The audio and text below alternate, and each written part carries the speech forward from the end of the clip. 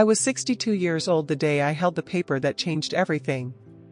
It was thin, almost ordinary, but the words stamped across the top were anything but conviction overturned.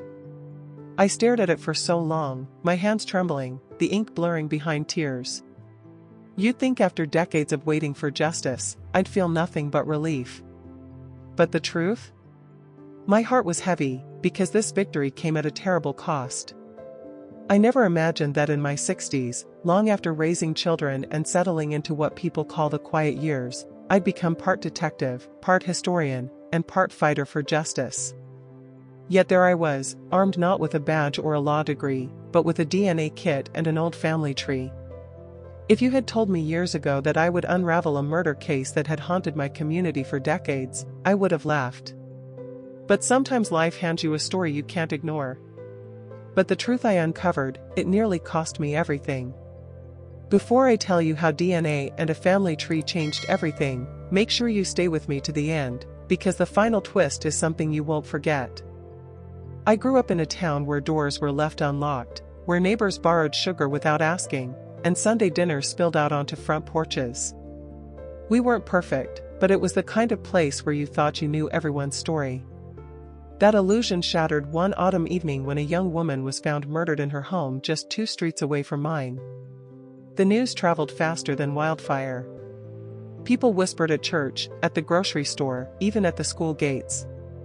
And within weeks, the police had their suspect, a man named Thomas, a factory worker with a quiet demeanor and little money to his name. He wasn't from one of the respected families in town, and that mattered more than it should have. The trial was quick. Too quick. The evidence rested on circumstantial details, a footprint that might have matched, a witness who claimed they saw him walking near the crime scene, and a shirt that prosecutors swore had faint stains. Thomas swore he was innocent, his mother cried in the courtroom, but the jury took only a few hours to return with a guilty verdict. Life moved on for most people. The town locked its doors. Parents held their children closer. And Thomas disappeared behind bars, his name stamped forever with the word murderer. But I couldn't shake the unease. Even as years turned into decades, the story never sat right with me. The timeline was hazy, the evidence flimsy, the truth unsteady. But even then, there were whispers I couldn't ignore decades later. Thomas wasn't just a name in the paper or a face I saw once in court. He was real to me. Our families went back generations in that little town. My mother used to trade pies with his mother every Christmas. As kids, we played kickball in the same dusty field after school, his laughter echoing louder than anyone's.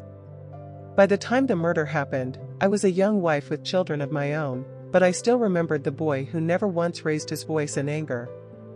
When he was convicted, part of me wanted to believe the jury had it right. It was easier to accept the story told from the witness stand than to wrestle with the possibility of a broken system. But the other part of me, the part that remembered his kindness, his gentle nature, felt a gnawing ache I couldn't silence. Over the years, I'd see his mother at the market, her shoulders bent lower each time. She'd always say, "He didn't do it. My boy didn't do it." Most people turned away politely, uncomfortable with her desperation.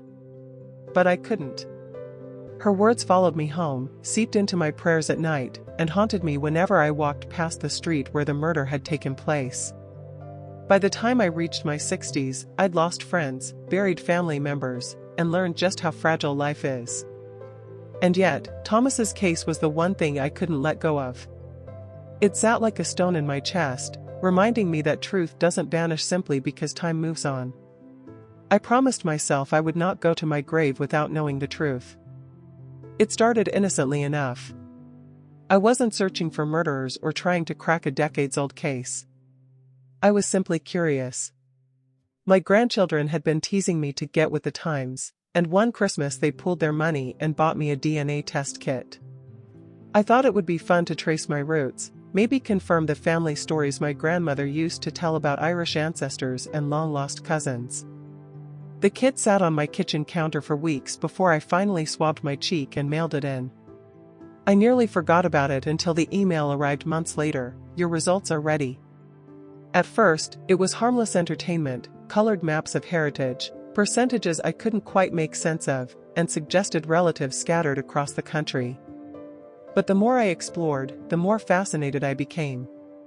I joined online genealogy groups, started building out a digital family tree, and before long I was staying up past midnight scrolling through census records, birth certificates, and names that had been buried in archives.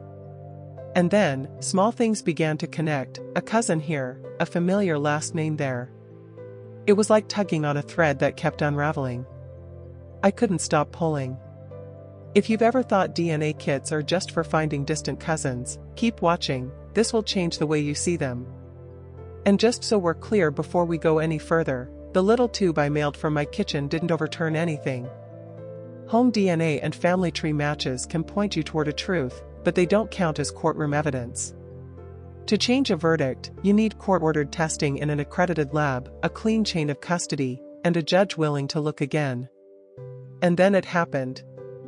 One sleepless night, with the glow of my computer screen lighting up the kitchen, a new name appeared in my list of matches. I stared at it, my heart pounding, because I knew that name.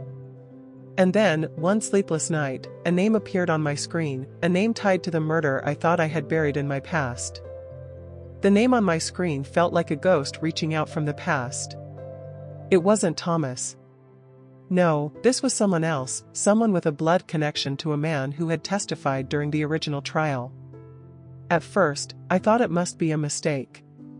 But DNA doesn't lie, and as I traced the family tree, the truth started to form like a storm cloud I couldn't look away from. I dug deeper, night after night, chasing records that stretched back generations. What I found shook me. The DNA connection pointed to a branch of the family that had been overlooked, dismissed, or maybe even protected. And right there, tucked between census records and faded marriage licenses, was a relative who had been in town during the exact year of the murder, living only blocks away from the crime scene. The pieces lined up with a cruel precision. This man had both the opportunity and, from what little I could gather, a dark history that no one wanted to talk about. Police had never looked his way because Thomas had been the easier target, poor, quiet, and powerless. I remember pushing back from the table, the glow of the computer still burning in my eyes, and whispering out loud, "Oh my God, they locked up the wrong man." My hand shook so badly I could hardly hold my tea. It wasn't just speculation anymore. The science was telling me what my gut had suspected all along. But I was just a 62-year-old woman with a laptop and a stack of genealogy charts. Who was going to believe me? Who was going to take this seriously? And yet, I couldn't walk away. Because if I stayed silent, a man would die with the word murderer forever etched into his name. When I saw the match, I dropped my coffee mug. Because if I was right, the wrong man had been in prison for nearly 30 years. I didn't march into a courthouse with a printout and change the world. I started with an email, quiet, careful, and a little shaky, to a nearby innocence clinic. I told them who I was, what I'd found in my family tree, and why a man named Thomas had been wearing a label that didn't fit for nearly 30 years. I expected silence. Instead, a law student called me back and said, "Let's talk." They listened, really listened, as I laid out the DNA match and the branch of the family that no one ever looked at. Then they set down the rules. "We'll say this plain," the supervising attorney told me.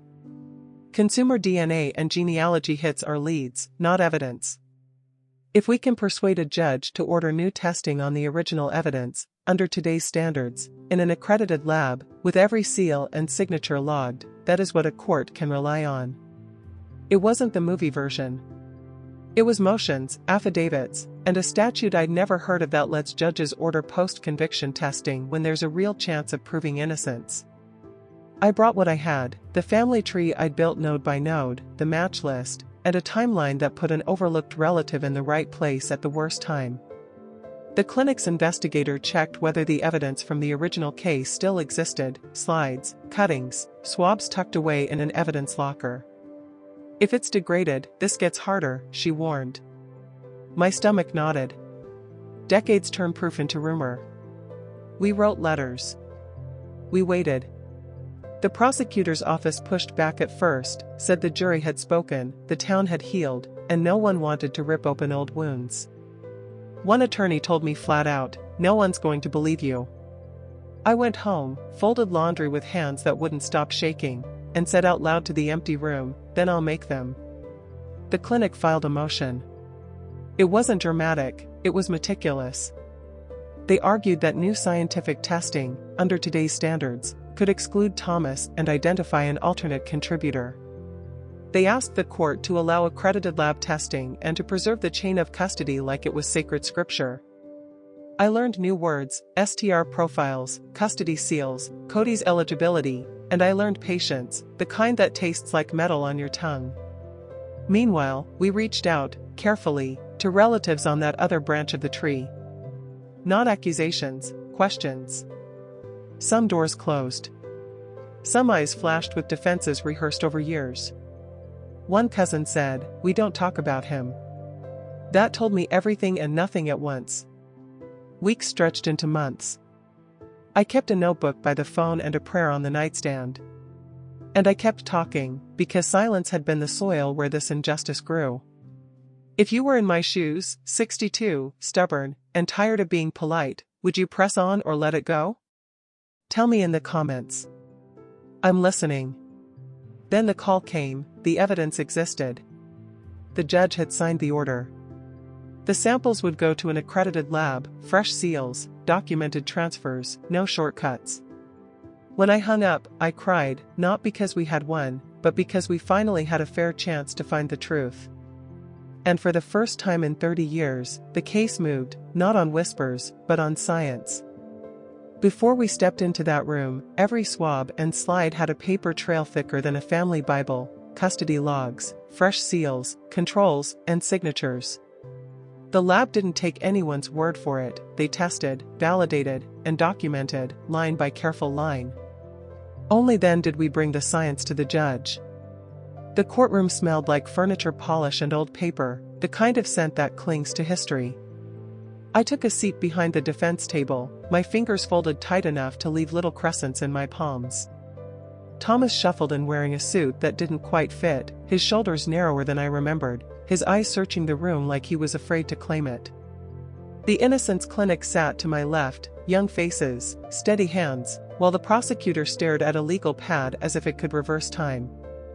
The lab analyst went first. Calm voice. Careful words. She explained the chain of custody, the seals, the controls, the testing. And then the sentence I had waited a lifetime to hear, the male DNA recovered from the preserved evidence excluded Thomas. Not a maybe. Not a statistical dance. Excluded. She walked the court through the new profile that had been developed, the comparisons, the quality thresholds. Then the family tree lead, how the match had pointed to a branch no one had considered, how a subsequent reference sample from a direct relative confirmed the line, and how a final comparison matched the alternative suspect with a clarity you could frame. Thomas stared at the table as if he were afraid to look up and see the word almost floating in the air. I watched his hands, the way they trembled and then stilled, and I thought about the years no test could return. The lawyers argued, because they must. The prosecutor questioned the storage conditions, the timelines, the what-ifs that hover over any case this old. The defense replied with measured certainty and a stack of exhibits that didn't blink. The judge listened without hurry, pen moving, jaw set, eyes flicking from report to report. When the arguments ended, the room shifted into a hush that wrapped itself around my ribs. I found Thomas's reflection in the varnish of the defense table, gray hair at his temples, a man shaped by waiting. And when the judge opened his mouth, the entire courtroom held its breath. The motion is granted, he said. The conviction is vacated. The defendant is exonerated. The words seemed to land in stages, first on the lawyers, then on Thomas, and finally on me. My lungs remembered air. The prosecutor nodded once, a quiet surrender to the facts. Thomas covered his face with both hands and sobbed, the sound of a life starting again. I reached for the back of his chair and felt the wood, warm from the morning, solid beneath my fingertips. Outside, the sun felt different. Or maybe it was just the world, lighter by one terrible mistake. I wish I could tell you freedom fixed everything. It didn't. Years were still missing from Thomas's life, and my town still carried the scar where certainty used to be. But the day we walked out of that courthouse, I watched him lift his face to the sun like a man relearning warmth, and I knew the fight had mattered. People called me brave. The truth is, I was stubborn, too old to be hushed, too young to stop asking questions. I lost sleep, patience, and a few friendships along the way. What I found was heavier and holier than comfort, proof. Justice doesn't give back time, but it gives back a name. We gave Thomas his. If you're at home with a test kit, remember, stories can start at our kitchen tables, but justice walks through laboratories and courtrooms. That's the path we took, step by careful step. I went home, folded that court order into a folder that now lives in my top drawer, and made tea. I thought about my grandchildren, about the stories we pass down when we think no one is listening. And I whispered it to myself, like a promise kept. I was 62, and I proved that truth doesn't retire. If this story moved you, don't forget to like this video, subscribe, and share it with someone who believes in second chances, because sometimes, that's all it takes. 1 DNA test. 1 family tree. And 1 man finally walked free.